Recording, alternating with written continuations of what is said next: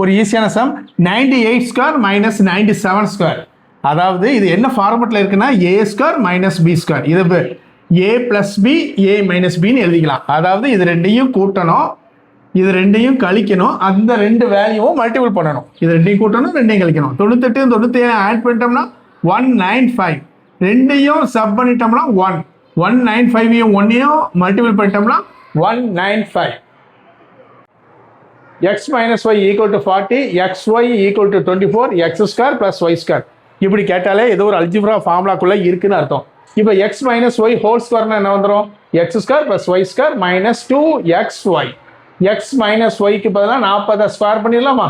இது நமக்கு தேவையானது. x square plus y square minus 2 xyக்கு பதிலாக 24 போட்டுடலாமா? 40 ஸ்கொயர், அதை 40 ஸ்கொயர் பண்ணால் 1600. 2 into 24 48. இது வேணும்னா அந்த -48 அப்படியே அந்த சைடு கொண்டு போயிட்டோம்னா என்ன வந்துடும்? +48. Answer 1648. 2 power 5 plus 2 power 5 plus 2 power 5 plus 2 power 5.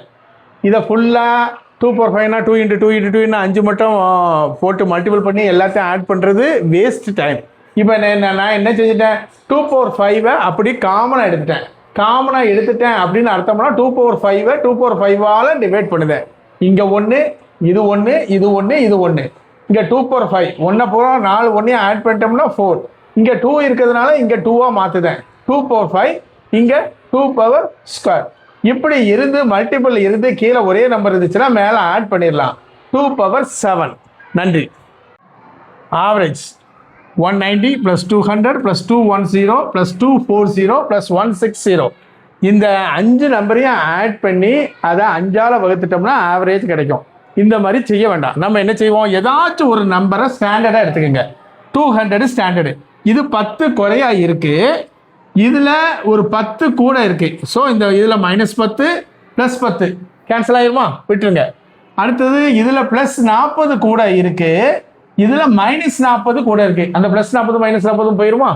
அப்போனா ஆன்சர் வந்து என்ன வந்துடும்? 200. Thank you.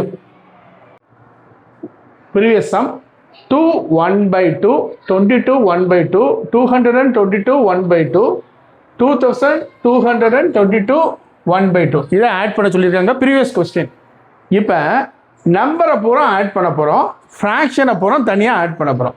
இங்கே பாருங்கள், இந்த யூனிட் டிஜிட்டில் 2 4 மட்டும் இருக்குது, 10th டிஜிட்டில் 3 மட்டும் இருக்குது, 100 டிஜிட்டில் 2 மட்டும் இருக்குது, அடுத்த டிஜிட்டில் அதாவது 1000 டிஜிட்டில் வந்து 1 மட்டும் தான் இருக்குது. இப்போ நம்ம என்ன செய்ய போகிறோம்?